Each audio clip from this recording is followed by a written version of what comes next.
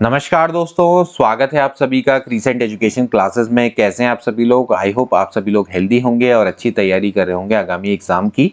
हमारे द्वारा विशेष सीरीज दोस्तों शुरू की गई है शिक्षण अभिरुचि के नाम से, टीचिंग एप्टीट्यूड के नाम से। अभी तक दोस्तों हमने इसके 12 पार्ट अपलोड कर दिए हैं। आई होप दोस्तों कि वो पार्ट्स आपने देखे होंगे और आपको जरूर पसंद आ रहे होंगे। अभी तक अगर आपने वो क्लासेस नहीं देखी है, आज अगर आप पहली बार क्लास में आ रहे हैं तो जरूर देख लेना उन क्लासेस को। शिक्षक अगर आप बनना चाहते हो तो फिर आपको टीचिंग एप्टीट्यूड में दोस्तों थोड़ा पकड़ बनानी पड़ेगी। यहाँ पर अगर आप अच्छा स्कोर करते हो तो आपके शिक्षक बनने की संभावना ज़्यादा बढ़ जाती है। तो आपका शिक्षक बनने का सपना जरूर साकार होगा।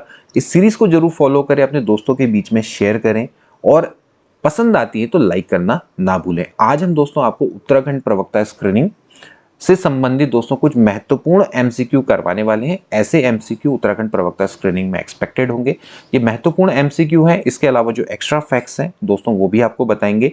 जब भी दोस्तों आप इन क्लासेस को देखते हैं तो कॉपी पेन पकड़ के बैठिए, इनके नोट्स बनाइए। जो एक्स्ट्रा फैक्ट्स हम आपको बताते हैं उनको कहीं ना कहीं लिख लीजिए, क्योंकि उनसे भी दोस्तों आपके एमसीक्यू बन सकते हैं। तो ऐसा जरूरी नहीं है कि एज इट इज एमसीक्यू आ जाए, लेकिन दोस्तों जो उसके एक्स्ट्रा फैक्ट्स हैं या उससे संबंधित जो एमसीक्यू है उनके आने की पूरी संभावना रहती है। तो अपने आप में दोस्तों अगर हम आपको 20 एमसीक्यू करवा रहे हैं तो इसका मतलब आप समझ लीजिए कि जो हम एक्स्ट्रा फैक्ट्स बताते हैं तो उससे दोस्तों कम से कम 50, 60, 70, 80 एमसीक्यू दोस्तों वहां पर बन सकते हैं। तो इसलिए दोस्तों ये जो क्लासेस हैं काफी बेनिफिशियल है। तो आपने दोस्तों क्या करना है, अपने दोस्तों के बीच में इसको शेयर करना है, पसंद आए तो लाइक करना है। तो आज की चलिए क्लास को शुरू करते हैं। आज का दोस्तों पहला प्रश्न है, राष्ट्रीय शिक्षा नीति 1968 में किस एजुकेशन स्ट्रक्चर यानी कि शिक्षा संरचना को स्वीकार किया गया था? बहुत अच्छा प्रश्न है दोस्तों। 5+3+2+2+3 या फिर 8+4+3, 8+4+3 या फिर 10+2+3। ठीक है, ये ऑप्शन तो खैर रिपीट हो गया, इसको छोड़िए।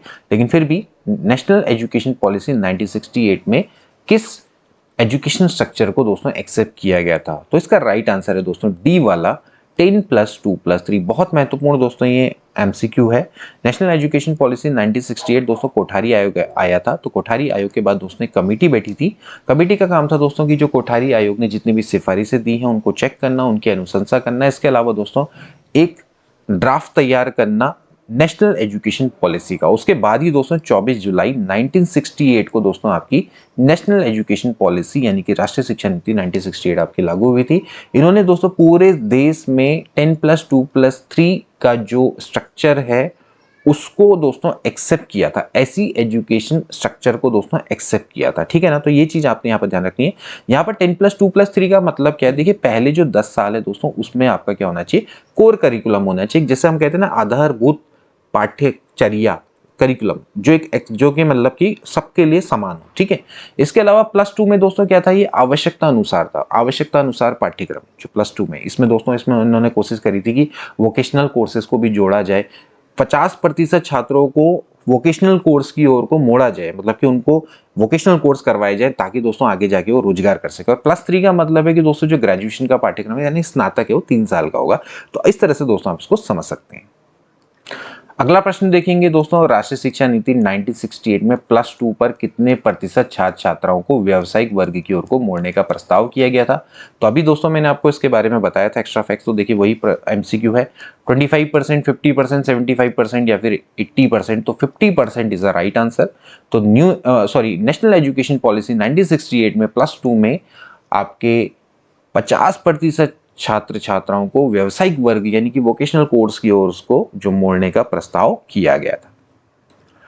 अगला प्रश्न देखेंगे दोस्तों, जवाहर नवोदय विद्यालय खोलने की घोषणा किस एजुकेशन पॉलिसी में की गई थी? दोस्तों बड़ा महत्वपूर्ण प्रश्न है जवाहर नवोदय विद्यालय। ठीक है, तो इसको खोलने की घोषणा 1968, 1979, 1986 या फिर आपका संशोधित राष्ट्रीय शिक्षा नीति 1986 मतलब 1992। तो इसका राइट आंसर क्या है दोस्तों? इसका राइट आंसर है राष्ट्रीय शिक्षा नीति 1986। दोस्तों आपको पता है 1986 वाली जो राष्ट्रीय शिक्षा नीति है, नेशनल एजुकेशन पॉलिसी कितनी महत्वपूर्ण है। तो इसमें दोस्तों जवाहर नवोदय विद्यालय खोलने की दोस्तों घोषणा की गई थी। आपको पता है दोस्तों जो अमीर लोग हैं वो तो अपने बच्चों को अच्छे स्कूल में पढ़ा लेते हैं। ठीक है, लेकिन अगर व्यक्ति गरीब है लेकिन अगर उसके बच्चे मेधावी हैं यानी कि पढ़ने में अच्छे हैं तो दोस्तों उनके लिए जवाहर नवोदय विद्यालय एक महत्वपूर्ण, हम कह सकते हैं बहुत महत्वपूर्ण दोस्तों डिसीजन है। तो जवाहर नवोदय विद्यालय दोस्तों ये जो खोलने की घोषणा है ये राष्ट्रीय शिक्षा नीति 1986 में की गई थी। अगला प्रश्न देखेंगे दोस्तों कि सामान्य स्नातक शिक्षा को 3 वर्षीय क्यों किया गया। ठीक है, देखिए अभी हम पढ़ रहे हैं जो 10+2+3 का दोस्तों स्ट्रक्चर पढ़ रहे हैं, उसमें जो सामान्य स्नातक शिक्षा है उसको 3 वर्षीय क्यों किया गया। ठीक है, युवकों को व्यस्त रखने हेतु, युवकों को पूर्ण शिक्षा देने हेतु, युवकों को अधिक ज्ञान देने हेतु, या फिर युवकों को स्नातकोत्तर शिक्षा के लिए तैयार करने हेतु। ठीक है, तो इसका राइट आंसर दोस्तों क्या होना चाहिए। देखिए जो 10+2+3 का जो स्ट्रक्चर लागू किया गया था देश में, तो ये 1986 की पॉलिसी के द्वारा दोस्तों लागू किया गया था। तो ये दोस्तों यहाँ पर जो ये +3 मतलब कि जो सामान्य स्नातक शिक्षा है उसको 3 वर्षीय क्यों किया गया, तो दोस्तों ये युवकों को पूर्ण शिक्षा दोस्तों देने हेतु किया गया था। ठीक है ना। अब कई लोग इसका आंसर देंगे कि भैया स्नातकोत्तर शिक्षा के तैयार कर, तो नहीं, देखिए +3 का दोस्तों मतलब यही था कि एक स्पेसिफिक एजुकेशन देनी है बच्चों को, एक स्पेसिफिक एजुकेशन देनी है और उनको दोस्तों विशेषज्ञ बनाना है, जिससे कि क्या हो, मानव संसाधन हो सके। ठीक है, तो एक स्पेसिफिक ह्यूमन रिसोर्सेस को पूरा करने के लिए दोस्तों जो +3 है उस पाठ्यक्रम को उसको डाला गया था स्नातक में। ठीक है, तो ये आपने ध्यान रखना है कि युवकों को पूर्ण शिक्षा देने हेतु सामान्य स्नातक शिक्षा को 3 वर्षीय किया गया था। अगला प्रश्न देखेंगे दोस्तों, उच्च प्राथमिक स्कूलों में को ब्लैक बोर्ड योजना के अंतर्गत कितनी धनराशि दी जा रही है। देखिए अब ये तो खैर वैसे इंपॉर्टेंट प्रश्न है, कितनी धनराशि। देखिए पहले जो आपका ब्लैक बोर्ड योजना थी दोस्तों ये एक्चुअली केवल प्राइमरी स्कूलों तक सीमित थी। ब्लैक बोर्ड के बारे में अभी डिस्कस करेंगे। 10,000, 40,000, 50,000, 60,000, तो इसका राइट आंसर है दोस्तों 40,000। ठीक है, हालांकि दोस्तों ये अभी बिल्कुल लेटेस्ट नहीं है, लेकिन फिर भी आप इसको कह सकते हैं कि जो उच्च प्राथमिक स्कूल हैं दोस्तों उनको ब्लैक बोर्ड योजना के अंतर्गत इतनी धनराशि देने की अनुशंसा दोस्तों की गई थी। 40,000 दोस्तों यहाँ पर दिए गए थे। ठीक है, अब इसके जो अमाउंट है इसको दोस्तों थोड़ा सा बढ़ाया जा सकता है, लेकिन अभी फिलहाल अगर इसमें कोई चेंजेस होंगे तो मैं आपको बताऊंगा। फिलहाल दोस्तों अब जो ब्लैक बोर्ड योजना है इसके बारे में थोड़ा सा जान लेते हैं। देखिए कब हुई थी लागू, 1986-87 के दोस्तों दौरान ये लागू हुई थी। अब ये जो ब्लैक बोर्ड योजना है दोस्तों ये क्या मतलब है, इसका मतलब ये है कि दोस्तों जो प्राइमरी स्कूल होते हैं, प्राइमरी स्कूल में दोस्तों जो मूलभूत आवश्यकताएं हैं उनको दोस्तों उपलब्ध कराने से संबंधित है। जैसे भैया एक प्राइमरी स्कूल है उसमें क्या क्या चाहिए, एक स्कूल में दोस्तों कमरे होने चाहिए कम से कम 2, उसमें 2 शिक्षक होने चाहिए जिसमें एक महिला हो। ठीक है, ताजी हवा और खुला वातावरण टाइप का होना चाहिए। ठीक है, स्कूलों में उचित साधनों का होना जरूरी है। 2 उस वहाँ टॉयलेट होनी चाहिए, लड़कों के लिए अलग और लड़कियों के लिए अलग। ठीक है, तो ये दोस्तों यहाँ पर चीजें इस तरह से। ठीक है, बाद में फिर दोस्तों इसमें कई संशोधन भी किए गए। ठीक है, और फिर बाद में दोस्तों यही मैं कह रहा हूँ कि 1993 के दौरान पे दोस्तों फिर इसको उच्च प्राथमिक स्कूलों के लिए भी किया था। पहले दोस्तों ये केवल क्या था, प्राइमरी टीचर्स के लिए था। फिर 1992 में दोस्तों इसमें 2 कमरे की जगह पे 3 कमरे और 2 शिक्षक की जगह पे 3 शिक्षक इस तरह से किया गया था। ठीक है, तो बाद में दोस्तों इसमें कई संशोधन होते लगे, लेकिन जो प्राइमरी योजना थी उसमें यही था। मतलब सीधी बात है कि एक प्राइमरी स्कूल में क्या क्या सुविधाएं होनी चाहिए मूलभूत, उनको उपलब्ध कराने से संबंधित था। अगला प्रश्न देखेंगे, प्रारंभ में ब्लैक बोर्ड योजना किस स्तर के विद्यालयों के सुधार हेतु बनाई गई थी। तो जैसे मैंने आपको बताया दोस्तों जो ब्लैक बोर्ड योजना है स्टार्टिंग में प्राथमिक यानी कि प्राइमरी स्कूलों के विद्यालयों के सुधार हेतु बनाई गई। बाद में दोस्तों इसमें उच्च प्राथमिक को भी जोड़ा गया। अगला प्रश्न देखेंगे दोस्तों, आश्रम स्कूलों की व्यवस्था किन के लिए की जा रही है या की जाती है। ठीक है, दूर दराज में रहने वाले लड़कों के लिए, दूर दराज में रहने वाली लड़कियों के लिए, दूर दराज में रहने वाले लड़के लड़कियों के लिए, या फिर दूर दराज में रहने वाले जनजाति के बच्चों के लिए। ठीक है, बहुत अच्छा प्रश्न है दोस्तों। तो जो आश्रम की दोस्तों जो व्यवस्था की जाती है आश्रम स्कूलों की, तो आश्रम स्कूल का मतलब यह है कि दोस्तों कि यहाँ पर दोस्तों आपको आवास की सुविधा मिलती है। तो जो दूर दराज में रहने वाले लड़के लड़कियों के लिए, इनके लिए दोस्तों यहाँ पर आश्रम स्कूलों की व्यवस्था की जाती है। देखिए दोस्तों यह है शैक्षिक अवसरों की समानता। देखिए सभी को शिक्षा प्राप्त करने का अधिकार है और उनको अवसरों की समानता मिलनी चाहिए। ठीक है, तो ये दोस्तों शिक्षक में जैसे हम करते हैं ना टॉपिक के भैया शिक्षक समानता, ठीक है, तो वही वाला है। तो शिक्षा में समानता के लिए से दोस्तों संबंधित प्रश्न है। तो दूर दराज में रहने वाले लड़के लड़कियों के लिए आश्रम स्कूलों की व्यवस्था की जा रही है। अगला प्रश्न देखेंगे दोस्तों, राष्ट्रीय ज्ञान आयोग ने व्यावसायिक शिक्षा के स्थान पर किस शब्द का प्रयोग की सलाह दी है। बहुत अच्छा दोस्तों प्रश्न है। नेशनल नॉलेज कमीशन, कौशल विकास, कौशल शिक्षा, तकनीकी शिक्षा या फिर व्यावहारिक प्रशिक्षण। ठीक है, तो इन्होंने दोस्तों जो वोकेशनल एजुकेशन के स्थान पे दोस्तों इसको बोला था कौशल विकास, यानी कि स्किल डेवलपमेंट, ठीक है ना। तो जो नेशनल नॉलेज कमीशन है, उन्होंने दोस्तों वोकेशनल शिक्षा के स्थान पर कौशल विकास दोस्तों शब्द का प्रयोग किया था। अब देखिए जो नेशनल नॉलेज कमीशन है, इससे संबंधित भी दोस्तों आपके बहुत सारे प्रश्न आते हैं। 13 जून 2005 को दोस्तों आपका नेशनल नॉलेज कमीशन का दोस्तों गठन हुआ था। इसके जो अध्यक्ष थे वो थे श्री सैम पेत्रोदा। बहुत बार दोस्तों ये प्रश्न आपका पूछा जाता है, ठीक है। तो सैम पेत्रोदा दोस्तों इसके अध्यक्ष थे। 2005 में दोस्तों ये आया था और उसके बाद 2006 से दोस्तों इसने अपना कार्य करना शुरू किया था, ठीक है। तो बहुत इंपॉर्टेंट है। इन्होंने राष्ट्र के नाम से, प्रतिवेदन के नाम से इनका जो डॉक्यूमेंट्स है वो दोस्तों प्रस्तावित हुआ था। बहुत सारी चीजें दोस्तों इसमें लिखी गई हैं। तो ये भी दोस्तों आपका एक महत्वपूर्ण टॉपिक है और ये आपके कोर्स में भी है। अगला प्रश्न देखेंगे, राष्ट्रीय ज्ञान आयोग के अनुसार देश में लगभग कितने विश्वविद्यालय होने चाहिए। तो नेशनल नॉलेज कमीशन ने दोस्तों उस समय सिफारिश दी थी कि देश में तकरीबन 1500 दोस्तों विश्वविद्यालय होने चाहिए, यानी कि इतनी यूनिवर्सिटी होनी चाहिए, ठीक है। यहाँ पर महाविद्यालय की बात नहीं हो रही, कॉलेज की बात नहीं हो रही, यहाँ पर हो रही यूनिवर्सिटी की बात। तो 1500 दोस्तों यूनिवर्सिटी होनी चाहिए। अगला प्रश्न देखेंगे दोस्तों जो कि बहुत महत्वपूर्ण है, भारत में सर्वप्रथम 10+2+3 शिक्षा संरचना किस आयोग अथवा समिति ने प्रस्तावित की थी। बहुत अच्छा प्रश्न है दोस्तों। 10+2+3 शिक्षा संरचना किस आयोग के द्वारा दोस्तों सबसे पहले प्रस्तावित की गई। राधाकृष्णन आयोग, मुदलियार आयोग, कोठारी आयोग या फिर राममूर्ति समीक्षा समिति। तो इसका राइट आंसर है दोस्तों राधाकृष्णन आयोग। अब राधाकृष्णन आयोग को दोस्तों स्वतंत्र भारत का सबसे पहला आयोग माना जाता है। इसको विश्वविद्यालय शिक्षा आयोग के नाम से भी दोस्तों माना जाता है। राधाकृष्णन आयोग की अध्यक्षता में इस समिति का गठन हुआ था, तो दोस्तों इसलिए इसको राधाकृष्णन आयोग बोलते हैं, ठीक है। 1948 में दोस्तों इसका गठन हुआ था। इन्होंने ही दोस्तों सबसे पहले बोला था कि भाई 10+2+3 का जो एजुकेशनल स्ट्रक्चर है वो दोस्तों देश में लागू होना चाहिए। इसी का दोस्तों इन्होंने प्रस्ताव दिया था, ठीक है। इसके बाद फिर कोठारी आयोग है। कोठारी आयोग ने भी दोस्तों कहा था कि जो संपूर्ण देश है उसमें दोस्तों 10+2+3 शिक्षा संरचना लागू होनी चाहिए। फिर 1968 की जो पॉलिसी आई उसमें दोस्तों इन्होंने एक्सेप्ट किया भी 10+2+3 को पूरे देश में लागू होना चाहिए। उसके बाद 1986 वाली पॉलिसी ने इसको पूरे देश में लागू किया। तो इसमें कोई कंफ्यूजन नहीं होना है। सबसे पहले इस शिक्षा संरचना को प्रस्ताव जिसने दिया था तो वो राधाकृष्णन आयोग ही था। अगला प्रश्न देखेंगे दोस्तों कि राष्ट्रीय शिक्षा नीति 1986 में प्राइमरी शिक्षा यानी कि 1 से 5 को कब तक सर्वसुलभ बनाने की घोषणा की गई थी। यानी कि सिंपल सी बात है, इनका कहना है कि जो प्राइमरी शिक्षा है वो 1 से लेकर 5 तक की सबको मिल जाए। कब तक मिल जानी चाहिए। 1986 में दोस्तों यहाँ आपकी एजुकेशन पॉलिसी आई थी, तो इन्होंने कब तक घोषणा की थी। 1990, 1995, 2000 या फिर 2002। तो दोस्तों इसका राइट आंसर है 2000। तो इन्होंने दोस्तों उस समय पर जब ये 1986 जब पॉलिसी लागू हुई थी तो उस समय पर इन्होंने कहा था कि भाई 1 से लेकर 5 तक की जो शिक्षा है वो सर्वसुलभ, मतलब ये सभी को हो जाएगी, सभी को मिल जाएगी। कब तक मिलेगी। 2000 तक। मतलब कि इन्होंने प्रोजेक्शन किया था एक तरह से आगे के 14-15 साल होगा, ठीक है ना। तो अनिवार्य एवं निःशुल्क शिक्षा के लक्ष्य इन्होंने दोस्तों बोला था कि भाई 2000 तक हम प्राप्त कर लेंगे। इसके लिए इन्होंने राष्ट्रीय मिशन भी चलाया जाए, इस तरह की दोस्तों इन्होंने घोषणा की थी। अगला प्रश्न देखेंगे दोस्तों, राष्ट्रीय शिक्षा नीति 1979 में प्राइमरी शिक्षा को किस वरीयता क्रम में रखा गया था। दोस्तों बहुत अच्छा प्रश्न है। नेशनल एजुकेशन पॉलिसी 1979, देखिए सबसे पहले आई थी 1968, इसके बाद दोस्तों आई 1979 को, ठीक है। 1979 को उस समय के जो केंद्रीय शिक्षा मंत्री थे वो थे प्रताप चंद्र चंदर, ठीक है। तो इन्होंने दोस्तों कुछ शिक्षाविदों और कुछ संसद सदस्यों के सहयोग से राष्ट्रीय शिक्षा नीति उस समय पर तैयार की थी।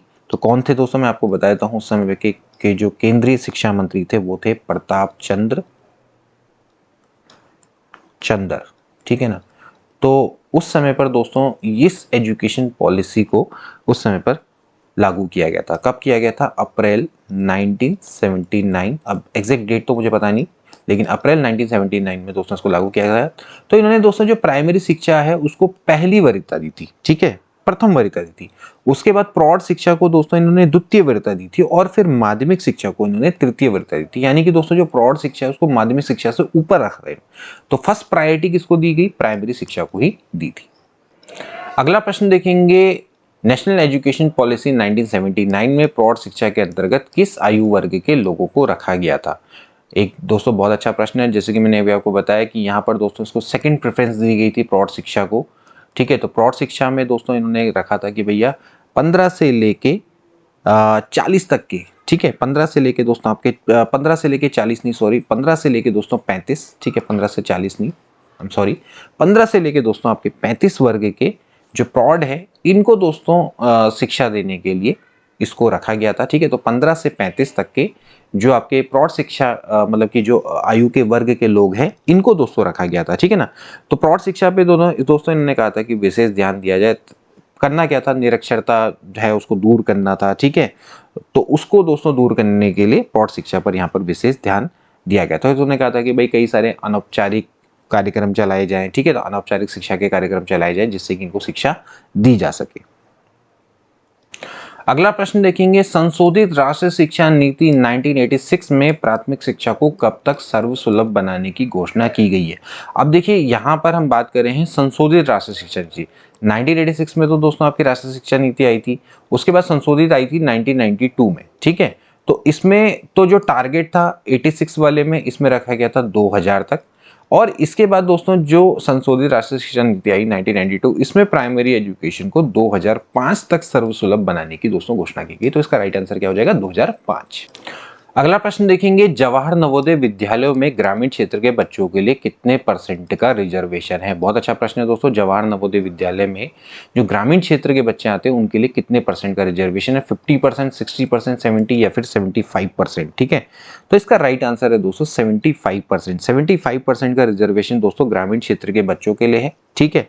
और इसमें दोस्तों 15% जो है वो SC के लिए, मतलब कि शेड्यूल कास्ट के लिए, ठीक है। और 7.5% दोस्तों किसके लिए, ST के लिए, यानी कि शेड्यूल ट्राइब के लिए, ठीक है। तो ये दोस्तों आपने थोड़ा सा ध्यान में रखना है। 75% किसके लिए, ग्रामीण क्षेत्र के बच्चों के लिए है, 15% एक तरह से SC बच्चों के लिए, और 7.5% ST बच्चों के लिए दोस्तों यहाँ पर है, ठीक है ना। और विद्यालय में जब भी आप जानते हैं कि जब प्रवेश होता है तो उसके लिए क्या होती है दोस्तों, प्रवेश परीक्षा होती है, फिर योग्यता के क्रम में छात्रों का चयन किया जाता है इसमें। अगला प्रश्न देखेंगे दोस्तों, राष्ट्रीय ज्ञान आयोग ने उच्च शिक्षा में खर्च का कितना % शिक्षण शुल्क के रूप में लेने की सिफारिश की है।